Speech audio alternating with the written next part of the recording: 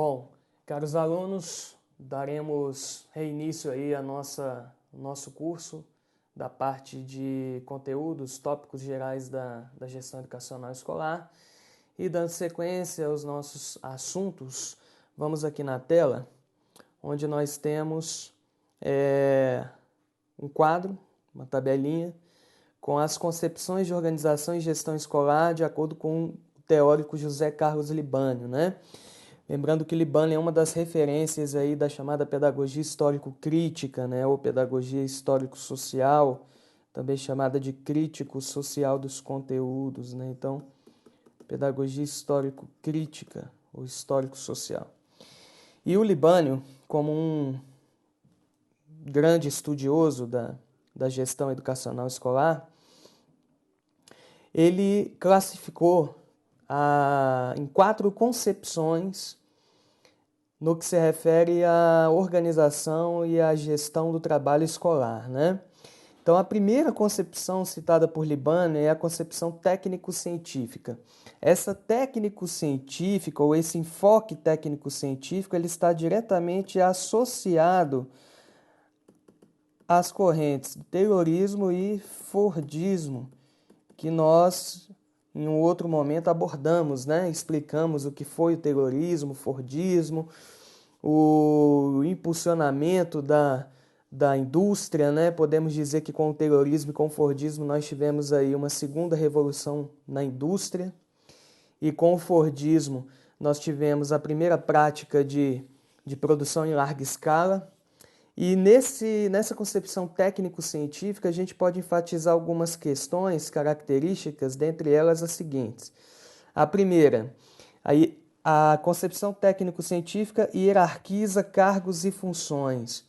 Então, você tem uma forte hierarquização aí dos cargos e das funções. A segunda característica, a racionalidade do trabalho. Então, quando se fala de racionalizar o trabalho, você está falando de organizar, de sistematizar o trabalho administrativo em prol da produção, da maximização produtiva, né? Então, nós temos as teorizações clássicas, né, as chamadas teorias clássicas da administração, e que também permeiam preceitos burocráticos, né, de organização, de sistematização, e essa questão burocrática ela está diretamente atrelada ao princípio da racionalidade do trabalho. A gestão da qualidade total, que nós vamos falar um pouquinho mais à frente, mas já com o intuito de entendermos ou compreendermos que a qualidade total está relacionada a um enfoque de mercado, né? Então, um enfoque mercadológico do ensino. Prescrição detalhada de funções e tarefas, né? Então, ou seja, nós temos aí uma divisão de tarefas, coisa que nós enfatizamos também quando abordamos lá a perspectiva do Fordismo.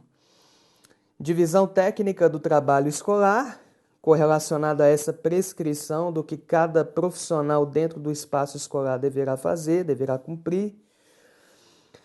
Poder centralizado no diretor, então nós temos uma forte centralização de poder nas mãos da direção da escola, que é o segmento que vai tomar a frente das decisões propriamente ditas. Nós temos também uma outra característica que são as formas de comunicação verticalizadas, então, ou seja, a verticalização nas relações, manda quem pode, obedece quem tem juízo, decisões oriundas de cima para baixo, e uma maior ênfase nas tarefas do que nas interações pessoais. Então, ou seja, executar as tarefas de maneira correta para que se atinja a maximização da produção, né? Para que as organizações tenham cada vez mais lucros. Daí um enfoque técnico-científico. Nós temos também uma concepção denominada de autogestionária.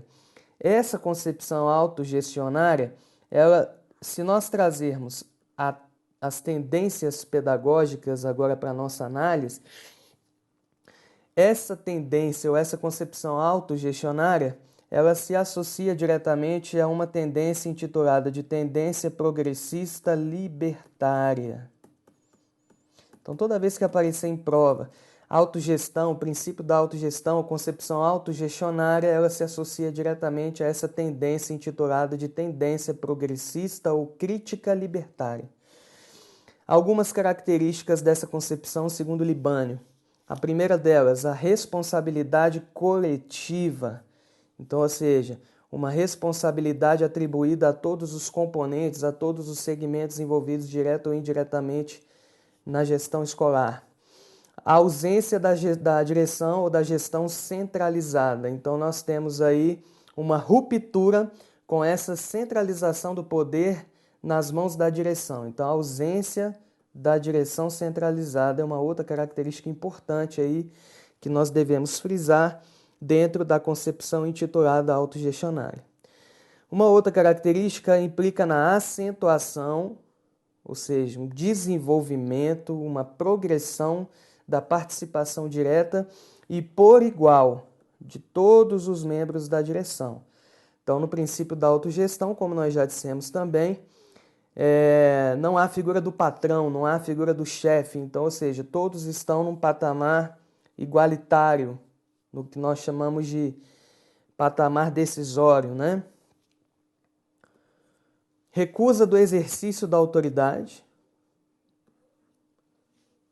e promoção do poder coletivo na escola. Então, você aumenta o poder coletivo e você estabelece a igualdade nas decisões, nas possibilidades e no poder decisório dentro dos espaços escolares. Decisões coletivas por meio de assembleias e reuniões. Então, as decisões elas são sempre tomadas através de colegiados, através do coletivo participativo. A alternância no exercício de funções. Então, aqui nós temos o rodízio das tarefas, o rodízio, a alternância no exercício de funções e a ênfase nas relações pessoais. Então, muito mais ênfase em relações pessoais do que nas tarefas propriamente ditas. Então, isso se confronta se confronta com a perspectiva ou concepção técnico-científica, a qual compreende as tarefas mais importantes do que as interações pessoais. Então, no caso da autogestionária, ênfase nas relações pessoais mais do que nas tarefas. Já a terceira concepção, nós podemos chamar de interpretativa, ela privilegia menos o ato de organizar, então vamos destacar isso daqui, privilegia menos o ato de organizar e mais a ação organizadora como valores e práticas compartilhadas. Então, o ato de organizar em si não é tão importante como uma ação organizadora. Essa ação organizadora, ela permeia uma participação ativa da comunidade escolar numa perspectiva ou numa proposta de coletividade. Então, é uma das características que podem aparecer em prova. A gente costuma dizer o seguinte, que dentre essas 4 concepções, a que menos aparece é essa interpretativa, tá? E uma segunda característica que também pode aparecer em prova, como já apareceu, é a concepção que trabalha tomando por base as experiências subjetivas, ou seja, a subjetividade nos espaços educativos escolares, ela é de extrema relevância, de extrema importância. Então, quando aparecer lá na prova a concepção de gestão que trabalha tomando por base a importância das experiências subjetivas, ou seja, as experiências dos sujeitos, dos diferentes atores que participam ativamente, direto ou indiretamente, das decisões do processo educativo escolar, isso é uma concepção intitulada de concepção interpretativa. E a democrática participativa, que é a mais cobrada em prova, ela busca a objetividade no trato de questões da organização e gestão.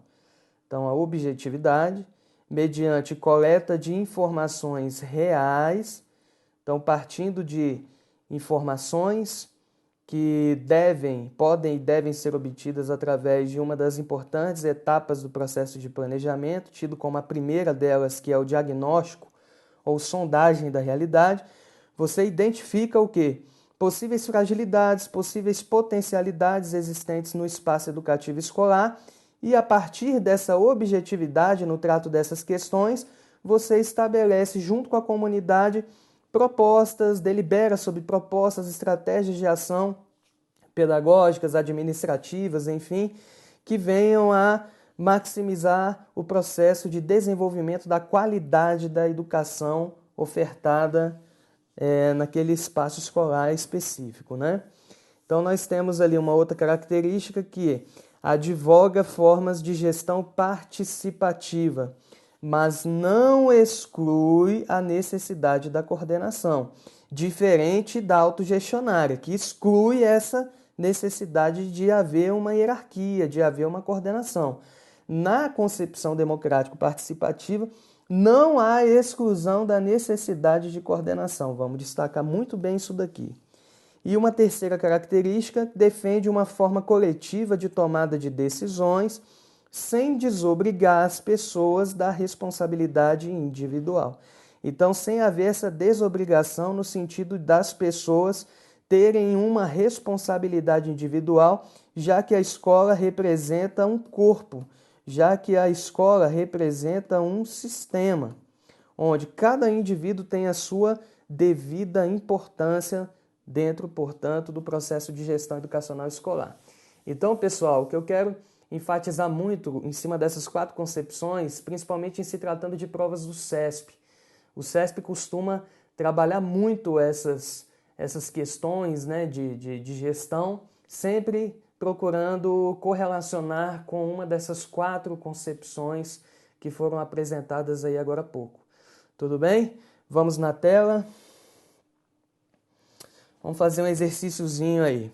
A respeito das concepções tradicional e democrática de gestão educacional, julgue os itens subsequentes. A primeira delas aí, pessoal, diz o seguinte: uma das estratégias fundamentais da concepção democrática, então nós temos aqui, concepção democrática, é a criação de conselhos de escola com caráter essencialmente consultivo. Então, caráter essencialmente consultivo. O erro aí dessa questão, ela traz justamente esse caráter essencialmente consultivo dos conselhos. Lembrando que os conselhos, eles têm funções deliberativas, consultivas, normativas e fiscalizadoras. Portanto, o caráter não pode ser essencialmente consultivo. Então, ele tem um caráter consultivo, normativo, fiscalizador, deliberativo. Então, o item está falso. Na descentralização administrativa, então, quando a gente fala de descentralizar administrativamente, nós estamos também trazendo o quê? Uma concepção de ordem democrática, né? Onde você descentraliza as funções, delega poderes, delega responsabilidades, tarefas, dando maior autonomia aos segmentos da escola. O processo de transferência de competências para as escolas é um processo de autolimitação decidido e controlado pelo Estado na perspectiva tradicional. Então vamos lá, vamos fazer uma análise. Na descentralização administrativa, o processo de transferência de competências para as escolas é um processo de autolimitação decidido. O que significa isso daqui, pessoal? Um processo de autolimitação decidido, no sentido de que os sistemas, vão pensar assim, o governo federal.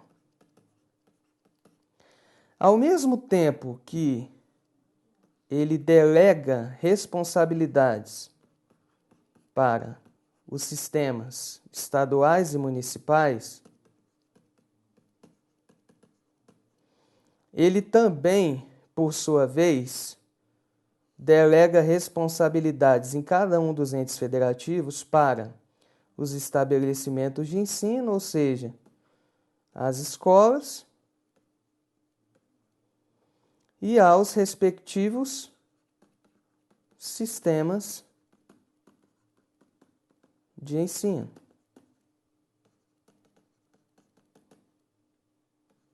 Sistemas de ensino. Só que a gente também percebe o seguinte, pessoal, que esse processo de transferência, de descentralização administrativa, ele permeia o princípio da autonomia. Só que essa autonomia é uma autonomia o quê? Limitada. Onde estados e municípios deverão cumprir certos ditames legais, certos ordenamentos jurídicos, normativos, e esse processo de autonomia é um processo limitado. Então está dizendo aqui que é um processo de autolimitação decidido e, ao mesmo tempo, controlado por quem?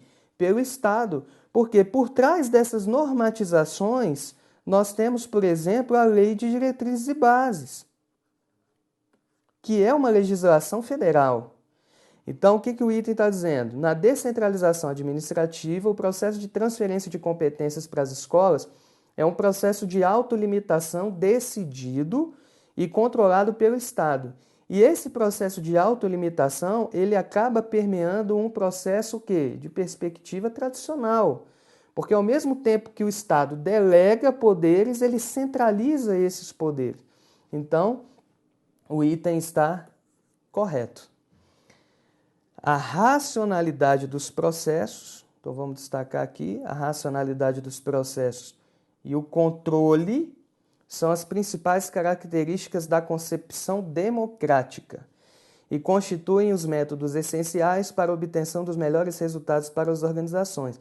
Aqui está o grande erro, porque é o seguinte, está correlacionando a racionalização dos processos e o controle como uma das características da concepção democrática. E está errado. Não é concepção democrática, e sim concepção técnico-científica, como nós dissemos agora há pouco. Estão vendo como essas concepções aparecem em prova? Aqui, na concepção democrática, novamente, destacam-se a qualificação e a competência profissional, e nega-se todo o poder instituído, não. A negativa de todo poder instituído está numa concepção autogestionária. Então, o item está falso. E, por fim, o gestor escolar na concepção democrática, de novo, deve ser aquele que zela pelos interesses da comunidade, mesmo tendo sido indicado pelo poder local e não por processos eleitorais. Bom, o item está verdadeiro e aí vamos justificar bem isso daqui. Pessoal, eu já disse aqui em outros momentos que no DF, em particular, nós temos hoje, dentro do processo de gestão democrática escolar, a escolha direta do diretor da escola por parte da comunidade escolar, certo? Agora, isso não caracteriza necessariamente que aquela escola, no caso necessariamente, terá uma gestão de cunho democrática, mesmo tendo o diretor sido eleito diretamente pela comunidade. Por quê? É aquele velho ditado: quer conhecer alguém, dê poder a ela. Então ela pode assumir o poder dentro da escola e, ao invés de descentralizar democraticamente as responsabilidades, as funções, enfim, ela centraliza para si todas as possibilidades de decisões a serem institucionalizadas. Então, ou seja, o que o item aqui está dizendo? Voltando para cá, o gestor escolar na concepção democrática deve ser aquele que zela pelos interesses da comunidade, ok. Mesmo tendo sido indicado pelo poder local, ou seja, ele pode ser indicado pelo governo local, por exemplo. Como já aconteceu aqui no DF e ainda acontece em alguns estados e municípios do país. O próprio governo indica e nomeia os diretores dos estabelecimentos públicos de ensino. ele pode ser indicado pelo governo local e não por processos eleitorais. Mas mesmo assim, ele, enquanto gestor, tem uma concepção da importância da gestão democrática e implementar essa concepção na prática de gestão escolar. Então, nada garante, nem o processo eleitoral garante na prática a gestão na concepção democrática. Então, mesmo tendo sido indicado pelo poder local, correto. Tá certo? Continuando aqui, pessoal, saindo agora um pouquinho da nossa questão, depois aí um pouquinho mais à frente a gente vai fazer mais outras duas questões. Vamos falar aqui agora da reforma do Estado e a educação no Brasil. No que se refere à reforma do Estado e a educação no Brasil, aí eu volto a fazer aquela abordagem que nós fizemos há pouco tempo com relação à descentralização e centralização do poder, né? Nas mãos do governo federal, podemos dizer assim. Onde a gente tem aqui as orientações trazidas pela nova Lei de Diretrizes e Bases proporcionaram mecanismos de descentralização.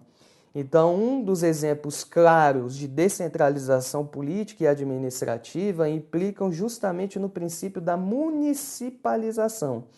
Então, ou seja, com a criação do Ministério da Educação e da Saúde Pública nos anos 30, pessoal, nós tivemos o surgimento de um sistema nacional de educação, podemos dizer assim, né? E, aos poucos, o governo federal ele foi percebendo a necessidade de atribuir responsabilidades aos estados. E, posteriormente, esse mesmo governo federal também começa a perceber a necessidade de descentralizar as decisões, as políticas públicas educacionais também junto aos municípios. Então, ou seja, houve uma delegação de poderes para os estados, posteriormente para os municípios, e isso foi evoluindo gradativamente com a primeira Lei de Diretrizes e Bases da Educação Nacional, que foi promulgada no ano de 1961, né? Então, essa delegação do governo federal para os estados e destes para os municípios, nós chamamos isso, em parte, né, do processo de municipalização. Então, um dos mecanismos de descentralização histórica que ocorreram aí durante o século XX aqui no Brasil. Assim como novas formas de centralização. Então, ao mesmo tempo que o governo descentraliza, ele também centraliza certas políticas, né? Dentre elas, os instrumentos nacionais de avaliação. Aí vem aquela coisa. Quem é responsável, vamos lá trazendo a LDB e a própria Constituição Federal. Quem é responsável pela Política Nacional de Avaliação? A União. Então, a União, onde nós temos aí a relação do governo federal com o ente federativo União, e a União, por sua vez, ela é responsável pelo desenvolvimento da Política Nacional de Avaliação, que hoje é normatizada pelo Instituto Nacional de Pesquisas Educacionais Anísio Teixeira, que é o INEP, que está vinculado, obviamente, ao Ministério da Educação. Então, exemplos claros de instrumentos nacionais de avaliação e que contribuem justamente para esse processo de centralização, ao mesmo tempo em que se dá essa descentralização política administrativa, é o que a gente está defendendo aqui. Ao mesmo tempo, existe também essa centralização política nas mãos aí, no caso do governo federal. Então, exemplos de instrumentos nacionais. O SAEB, a Prova Brasil, o Enem, o ENAD, a Provinha Brasil, a ANA, que é a Avaliação Nacional de Alfabetização, enfim. Então, são instrumentos nacionais avaliativos que permeiam esse processo aí também de centralização política e administrativa nas mãos aí do governo federal. Vindo para cá, a Constituição Federativa de 1988, ela prevê o princípio da gestão democrática do ensino público. O que, por exemplo, algumas bancas como o CESP costumam fazer? prevê o princípio da gestão democrática. Então, em prova, há sim a previsão da concepção de gestão, que é a concepção democrática. Então, em lei não se prevê outro tipo de concepção a não ser a concepção democrática. Porém, não é no ensino público e privado. As provas geralmente costumam acrescentar o e privado. Então, não é público e privado, e sim apenas público. Privado já é outra ordem, né? Então, você tem uma mantenedora e que tem toda a responsabilidade no sentido gerencial, no sentido de riscos de investimentos, de financiamentos, enfim. Então, o privado é aquela coisa. A instituição privada está nas mãos de uma figura politicamente e economicamente forte dentro de uma organização, a qual ela é dona, a qual ela é proprietária. Agora, quando se fala do preceito da gestão democrática, isso está diretamente relacionado às organizações educativas escolares públicas. Então é bom a gente deixar isso muito claro para que nós não possamos fazer nenhum tipo de confusão em prova com relação ao acréscimo da palavra privada. Ok, pessoal? Então, com isso, a gente finaliza mais um bloco e daqui a pouquinho a gente retoma aí com mais tópicos da área da gestão educacional escolar. Abração!